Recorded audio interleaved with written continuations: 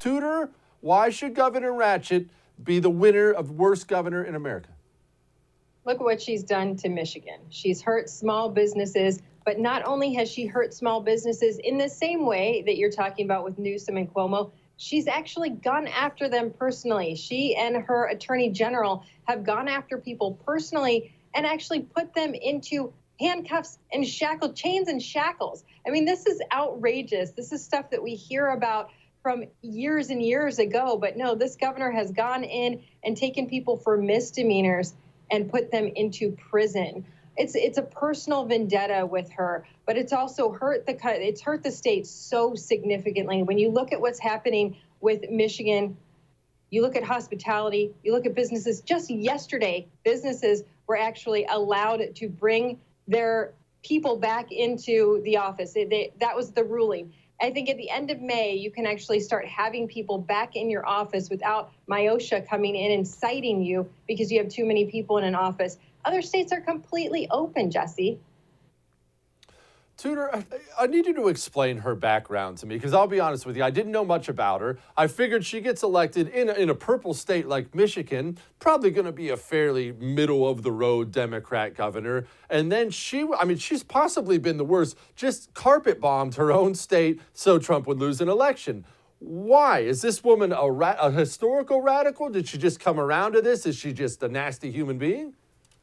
She's had her moments where she has said she's leading the resistance, that she's a part of the resistance. She's been out there, even as governor, she's been out there marching with Black Lives Matter. So I guess in a way, she has always had that side of her. I think that she was the best candidate that the Democrats had at the time for governor. She's always been in Michigan government. She doesn't understand small business. So when you look at her background, you would say, in the case of a pandemic, when you're talking about students, when you're talking about businesses, when you're talking about farms, this is a woman that has had no personal experience with this. And potentially this idea that she has to come out and make these rules and be right all the time affects the judgment on whether or not she can put herself in the position of the small business or the farm and say, okay, we're in the middle of a pandemic, but these folks still need to be able to operate. They still need to be able to send their dairy farm products to the schools that should also be open. But, we haven't had our schools shut down still. We have many students that are out of school. And she supported the teachers union, not even teachers who have begged to go back to the classroom. She supported the teachers unions. She's supported keeping businesses closed. This is a state that thrives in the summertime on tourism.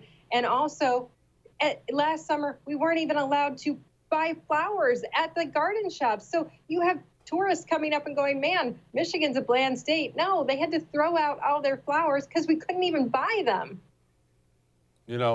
That actually, part of that makes me feel good that husbands were not dragged to that godforsaken flower shop to buy flowers. There's nothing worse. We have some headlines here from Whitmer. Whitmer didn't inform law enforcement she used a private plane for Florida trip.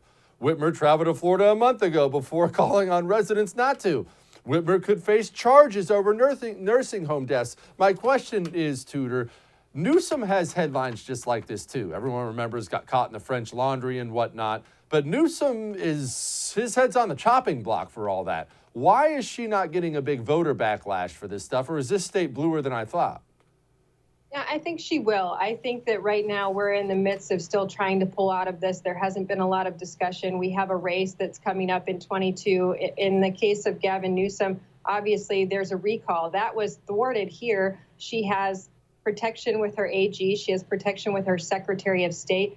But those things are going to come up in this governor's race. She lied to the Michigan people. She lied about this trip. Now, Gavin Newsom, he came out and he apologized after the French Laundry and kind of admitted that this was a major failure. That is not the case with this governor in Michigan. She doesn't apologize. She doubles down on the fact that for her, family was more important to her. Family is more important to her than Michiganders spending time with their family members. So I think when you see Michiganders come out to vote, or when they start talking about 22, they're going to say, hey, listen, I wasn't allowed to see my father. I wasn't allowed to go to the nursing home, and my relatives died alone. She says she has her sick father that she had to go visit. Then 3 weeks later, he's spotted here in Michigan. Jesse, Why do you have to go to Florida to see someone who's sick if you know in 3 weeks they're coming right back to Lansing? Hey, thanks so much for watching The First on YouTube. If you liked what you saw, go ahead and like and subscribe. You heard me. Like it, subscribe. You'll get a lot more of it and a lot more of me. Thanks.